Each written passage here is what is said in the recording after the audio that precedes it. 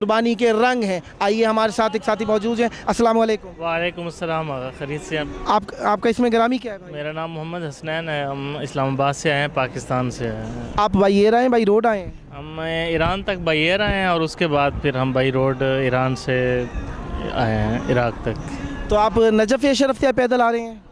जी, Najaf से पैदल हम मशी कर रहे हैं करबला की तरफ। आप नजफ़ से करबला तक मशी कर रहे हैं, यहाँ पे सवारियाँ भी तो थी, पैदल क्यों जा रहे हैं?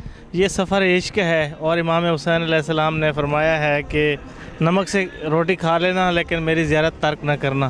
तो जो पैदल सफ़र करने का और मोमिनीन के साथ ये मज़ा है, ये सवारी में नहीं है जो पैदल सफ़र करे। तो सफ़र इश्क में हम शामिल होना चाह रहे हैं ताकि इसमें जितना भी ज़्यादा से ज़्यादा सवाब हासिल करें उतना ही हमारे लिए राह निजात है। कोई तकलीफ़ हुई? नहीं, कोई भी तकलीफ़ नहीं हुई। ये तो एक मौला हुसैन की याद में और उसका ज़िक्र है सुबह शाम, और दुनिया के सारे काम छूट गए हैं, किसी चीज़ का कोई ख्याल ही नहीं है, बस सुबह शाम या हुसैन करके जा रहे हैं। अच्छा, लोगों की एक ख़ास आदत है कि वो जिस चीज़ के आदी हों वही कर सकते हैं। आप क्या पैदल चलने के आदी हैं जो इतना पैदल चल रहे हैं?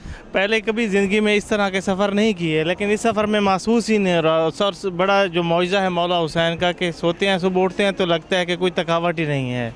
तो ये जो फीलिंग्स हैं इस सफ़र की वो वही बता सकता है जो इस सफ़र में शामिल है। बाहर से और जो नशा है, जो इश्क है मौला हुसैन के साथ, वो ऐसे महसूस नहीं होता। जो भी है, मैं सबको पैगाम देना चाहूँगा कि वो इस सफ़र में शामिल हों और इसमें शिरकत करें, और जितनी शिरकत करेंगे और इसमें शामिल होंगे उसको वो फीलिंग्स वैसे नहीं आ सकती जो इसमें शामिल हो के आ सकती हैं। कोई ख़ास पैगाम जो आप देना चाहें आने वालों को? हम करबला का जो सबसे बड़ा पैगाम है वो यही है कि है हमारी दरसगाह करबला, करबला हक का सीधा रास्ता, करबला करबला। बहुत मेहरबानी, आपने अपना कीमती वक्त दिया, गो कि आप थके हुए थे। मौला आपको सलामत रखें। बहुत शुक्रिया आपका।